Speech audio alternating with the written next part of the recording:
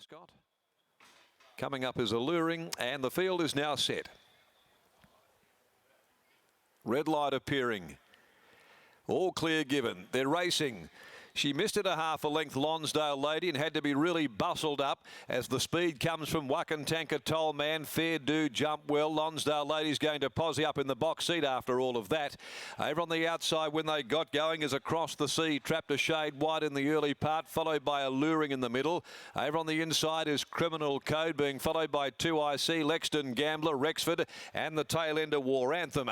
Out by the 950 they head. Toll Man the Grey steadied the ship up in front, led by a neck Wakantanka. Then over on the inside, the favourite Lonsdale Lady ahead of Fair Do, enjoying a good run.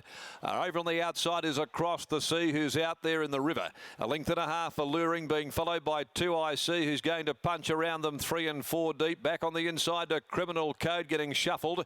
A length and a half to War Anthem from Lexton Gambler, and Rexford down on the inside, next to last, approaching the 400. Coming up to the home corner, this pair have got away from them. Toll Man, Wakantanka, 2 clear from Lonsdale Lady, ridden along and under the whip, and then is Fair Do, followed by Alluring to the outside. Further back, Criminal Code is trying to scythe its way through. It's Toll Man. Here comes Fair Do. Lonsdale Lady not getting a lot of room inside of its heels. Wakantanka battles back, but Toll Man with 100 to go. Fair Do keeps coming. Toll Man keeps giving. Toll Man and Fair Do, they'll fight it out. Toll Man, I thought on the inside might have just held Fair Do, who did dive at it right on the line, made it very close. It's a tight go. Fair Do, Toll Man, and Criminal Code running on into third placing ahead of Lonsdale Lady, who did not get a lot of room. Wakantanka is behind those, followed by Rexford, and then came at the head of the others Alluring, War Anthem, 2IC, Lexton Gambler, and fading out of it after tramping wide all the way as Across the Sea as we wait for the placings. Stand by for the numbers. Toll Man has held on. Number 1 is the winner, Toll Man. Toll Man has just won from Fair Do, who really got a big dip at it right on the line, and it made it awfully close. Awfully close. But it's a fingernail in favour of Toll Man, which is first up. Mitch Pateman doing it from go to woe under the 60.5 kilograms to hold. Fair Do resuming as well. For Criminal Code resuming like the other pair. Finishing into third place, Wakantanka is fourth home, and Lonsdale Lady back there sixth, but probably need to have a look at the vision to see just how much room she did or didn't get in the run to the line. 34.46 is the sectional, off a time of 1:23.89, and a nose by 1 1/4 the margins there, and it is the shortest of noses in favour of Toll Man. A dash for cash 4-year-old from Red Leather. For B. James is C. Prowse, trained by Paul Roberts, ridden by Mitch Pateman. Just watching Lonsdale Lady. Jade's bustling and bustling. Fair Do's got a tight, pushed her across the heels of Wakantanka, then across the back of Toll Man, and she pretty much had given up after that there. Everywhere she went, it was exasperating to say the least. The runner-up, Fair Do, by Dawn Approach from High on Love for Peter Walsh and Noble.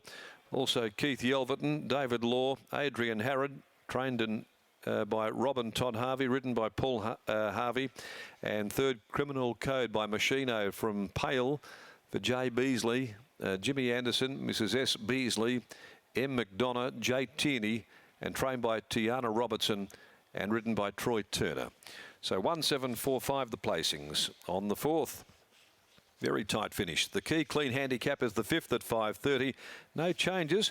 Let's head downstairs now, and Brittany's with Paul Roberts, the winning trainer, preparing Toll Man to victory for a first up success in the Iron Jack Handicap. And a nice effort at that, I must say, that margin we were just watching on the screen. Paul, watching it live, did you think it was as close as that? No, I thought he'd got there by a good nose, and I thought it was quite clear he'd won, but looking at that on the screen, I'm glad I didn't watch the screen. No, it was extremely, extremely close.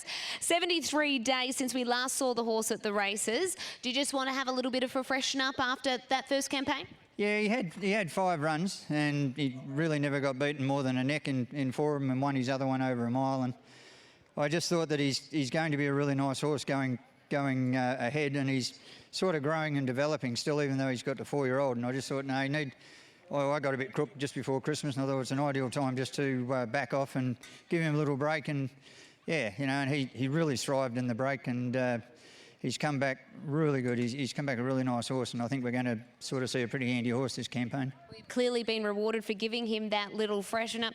Pre-race, you were just mentioning off camera that Mitch wanted to go forward. You wanted to sort of sit third or fourth.